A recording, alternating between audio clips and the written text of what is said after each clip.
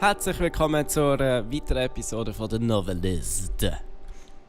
Wir schauen mal, wie wir das Leben weiter können ruinieren von der Linda, wie wir dem können helfen und dem Tommy. Mark the 21st of this month on your calendars. For one day, only watch the world famous Fighter 5 as they scream across the sky. Witness death-defying feats of flying in a display unlike anything you've ever seen. Guaranteed to blow you away. Don't miss it. Oh, da will der Tommy vielleicht gehen, genau. Was haben wir da noch für einen Brief? Anne, I just got off the phone with Mom. She told me about Grandma Joe. I know we expected it sooner rather than later, but this is hitting me so much harder than when Granddad died last year. Do you remember going to Grandma Joe's house after school on Wednesdays and playing until Mom got off work? How Grandma Joe always had a surprise for us? Even if it was just cookies in the oven, she'd always time it so the whole house would smell like them when we got there. I hope the minister captures those little moments because they don't seem as little now. I wish the circumstances were different, but it will still be good to see you at the funeral. What am I saying? You probably won't even get this until after the funeral. I guess I just needed to write anyway. Love, Linda. So, Linda. Langsam aber sicher können wir sie mental zermürben. Jetzt ist ihre Großmutter noch gestorben. Ach, lest das bitte vor. Then, big news. Got a call from Bracket Books in Eugene, and they want you to do a reading from Wind's song, maybe even some Q&A, some book signings, all that good stuff. I think you should do it. In fact, I'm going to be pretty pissed if you don't. Bracket is a big outlet, so if this goes well, orders for the new book will definitely go up. I don't need to remind you how long it's been since Tremor's Way came out. If you don't keep up your name out there, no one will ever notice when you finish the new book, whatever it's called. Hell, speaking of the new one, why don't you read some of it too? Maybe the second chapter you sent me last month. That one was pretty good. Bracket Books, Eugene, the 21st. See you there, Paul. P.S. You know the long game, right? Nailing this one could mean a bigger advance on the next book. Ach, ich sehe da schon das Problem. 21st ist das gleiche Datum wie die Flugshow. Aber hey, das ist jetzt wirklich richtig wichtig. Gell, Dan? Wir helfen dir weiter, kein Problem. Du wirst Erfolg haben. Ach, der Tommy.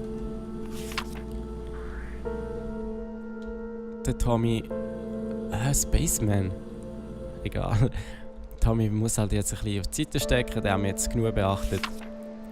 Call Paul for Earth thing this morning. Any possible way to move it? Is this thing announced yet? Ah, okay, er will schon das verschieben, okay. Aber dann... Das wird nicht möglich sein. Jetzt gehen wir mal rauf. Ja, ich bin froh, spielen wir das Spiel im Story-Modus, weil immer müssen aufpassen, dass uns die Leute nicht sehen. Oh Mann, das wäre echt mühsam, muss ich jetzt ehrlich zugeben. Weil es ist eigentlich nur so ein Element zum Spielen, ein bisschen in die Strecke ziehen, habe ich das Gefühl. Und ich muss sagen, wirklich, es ist nicht so da oben haben wir, dass wir das noch stundenlang spielen wollen, sondern ich will jetzt einfach herausfinden, wie die Story endet. Most of you here knew my grandmother. For those who didn't, I truly wish you had. She was an example for all of us. Her warmth, her caring, and her smile were impossible to forget. It's still hard for me to believe she's gone. Without her, the world is... The same place as before, just, auf Deutsch natürlich, einfach eine Person weniger. Ihre Großmutter ist wahrscheinlich kein Nelson Mandela gewesen, würde ich jetzt mal so ohne sie kennengelernt zu haben behaupten. Oh no. Joe's funeral's the same day as the signing in Eugene, and Paul says they can't move it. He'll understand if I bail because he knows Linda, but Grofield is a different story. They won't give a damn why I missed it. They'll just get a memo and put it in a spreadsheet somewhere and write me off just a little bit more. And it's not just the timing. If I do the reading, I've got to get that chapter in shape. It's not even remotely ready for anyone to see it. Can't worry about what Paul says. He's my agent. He's supposed to stroke me. And what about Tommy? Ach, Dan, Hi, Mom. Hey, honey.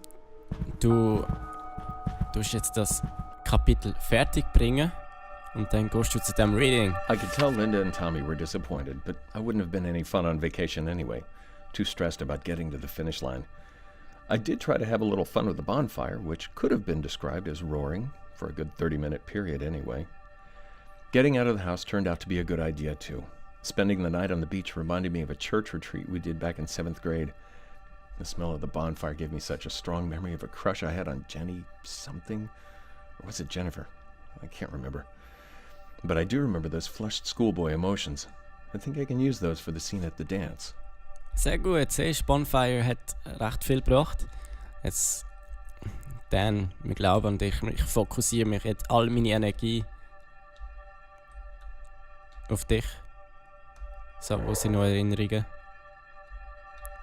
Ich hör's doch. Ah, da um die Ecke. Ah, sie heult. Just be here for me. Lynn, I'm so sorry. Tell me what I can do. Also ist ja für sie da. Genau, und der Chapter first. Das ist das Wichtigste. Wo liegt's? Wo liegt's? Hey, Dad. Zack. Wir können den Sohn nicht beachten. Wir wissen, es geht nicht und für die Linda geht es auch nicht. Wir finden jetzt keinen Kompromiss. Wir Hard Focus aufs Buch. Hard Focus. Dan, wo bist du? Da hin. Zack. Alles wird gut, Dan. Alles wird gut.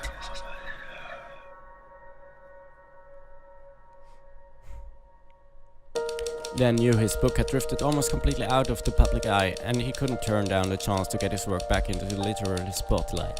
He drove to Eugene on 21st Street and was surprised to see a line out the door of the bracket books Paul had delivered. Dan wasn't completely happy with the chapter he read, but the crowd certainly seemed to like it. He left Eugene with a confidence boost that carried him for days. When Dan told Tommy they wouldn't be able to go to the show, Tommy had a crying fit and tried to tear up the magazine. It worried his parents. He hadn't thrown a fit like that for almost a year. It was exactly the kind of thing they hoped to avoid by spending the summer in such a quiet, peaceful place.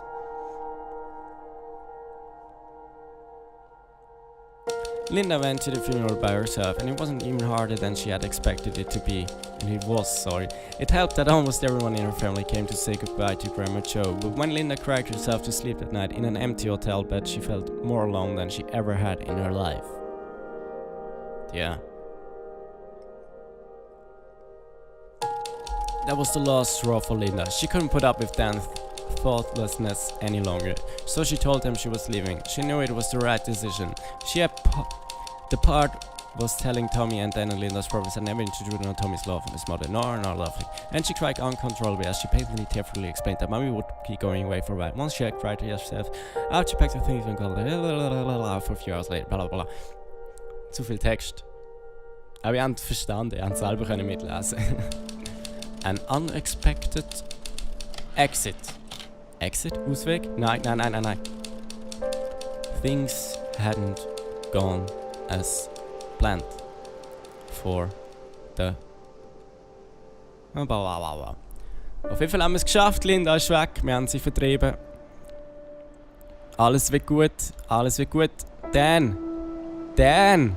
Nein! Nicht hier schlafen, du sollst an deinem Buch arbeiten. Dan, I'll be gone by the time you find this letter. We both promised that this trip would be our chance to fix things between us, and I still can't believe I took you at your word. I should have known better.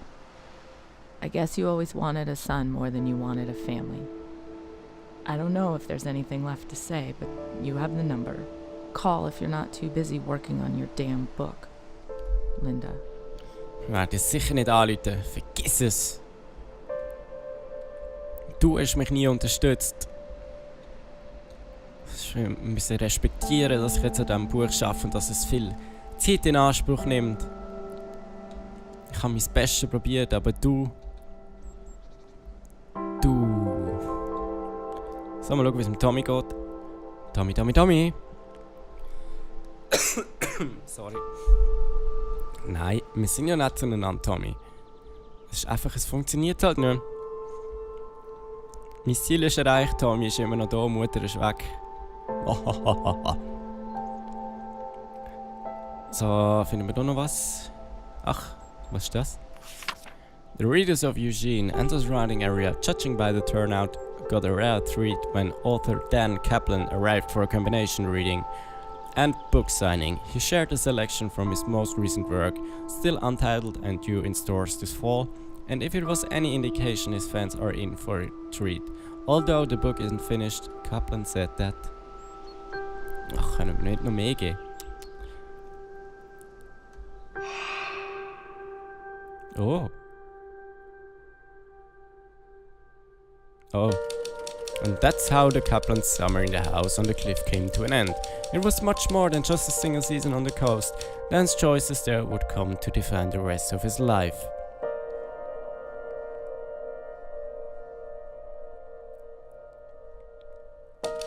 Paul was floored when he got Dan's final draft. Growfield literally stopped the presses on the other books to meet demand for Dan's, and that November he won the National Book Award. His career took off, and after almost a dozen more novels he retired as one of the most respected authors in American literature. Hey! Great end! But by the time Tommy went back to school, he was in no better shape than when they'd come to the house. He continued to struggle with reading, withdraw into himself to avoid the bullying, and never followed his passion for drawing. He stayed in his shell through high school where he got along but never thrived. By his 20s he had settled into a life with forgettable jobs and a few close friends. Das ist nicht so schlecht, er wird schon noch entdecken, der Sans. Dan wasn't able to make it work with Linda. In September she asked for divorce, and by November it was finalized. 2 years later she met someone at an art exhibit, and within a year they were married. But Dan never learned to balance his career with a partner, and he spent the rest of his life in a series of fleeting, shallow relationships. Hey, besser als gar nicht, Dan. Dan would look back on that summer from time to time and wonder why he had made the choices he had. He never quite shook the feeling that the voice in his head had been more than just a voice, and in quiet moments he even imagined that he had been a character in someone else's novel. At times he was almost sure of it.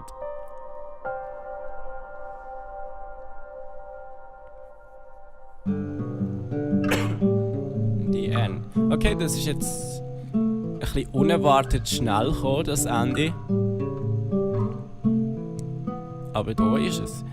Ja, insgesamt, es ist okay gewesen. Es ist jetzt ein bisschen Musik, ein bisschen abendrein. So, ich hätte insgesamt ein bisschen mehr erwartet. Es ist ein bisschen zu repetitiv, es ist schon angetönt. Das Schicksal von der Mutter hat mich überhaupt nicht interessiert. Ja, es ist kein schlechtes Spiel, aber ich denke, man hätte noch so viel mehr rausholen können. Es ist fast ein bisschen ärgerlich.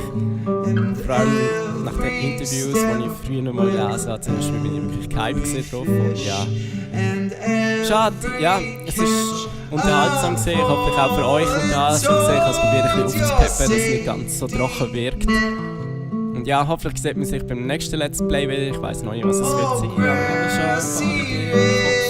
Vielleicht mal eine längere Session starten und längere Zeit begleiten. Mal schauen, was es wird. Auf jeden Fall, vielen Dank, dass ihr dabei seid beim Let's Play. Und tschüss zusammen.